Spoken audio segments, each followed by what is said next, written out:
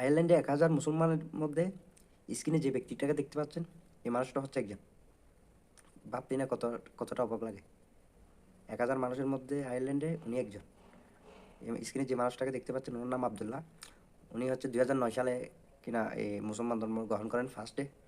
এরপর ওর মা ইসলাম ধর্ম গ্রহণ করেন এবং এরপর ওর ভাই ইসলাম ধর্ম গ্রহণ করেন। তো ওনার সাথে কথা বলে যেটা বুঝলাম, ইসলাম ধর্ম গ্রহণ করে কিনা সে তার জীবনটাই কিনা পাল্টে গেছে। যে সে বলতেছে আয়ারল্যান্ডের মধ্যে, তুমি কি জানো আয়ারল্যান্ডের মধ্যে মাত্র 1000-এর চেয়ে কম আছে মুসলমান, তার মধ্যে আমি একজন। আলহামদুলিল্লাহ। তো মুসলমান ধর্ম গ্রহণ করে সে কত খুশি, এটা বলার মতো না। আর আমরা মুসলমান ধর্মে থেকেও আমরা কি করতেছি, সে আয়ারল্যান্ড থেকে আজকে আসছে এখানে উমরা করার জন্য সৌদি আরবে।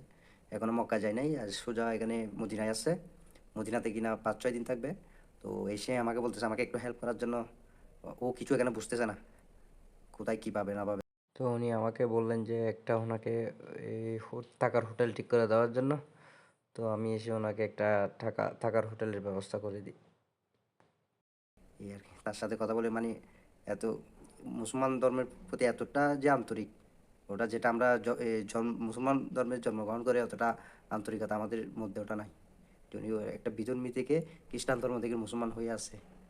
আল্লাহ সুবহানাহু আল্লাহ কাকে কার মনে কি ঢুকিয়ে দিয়েছে এটা একমাত্র আল্লাহ ভালো জানে। This silence, friends. Assalamu alaikum. I'm Alhamdulillah. Muslim. The Brothers. Bibi helped me out. Have said Allah subhanahu wa ta'ala sent the Bibi to me. Alhamdulillah. Okay, shukran.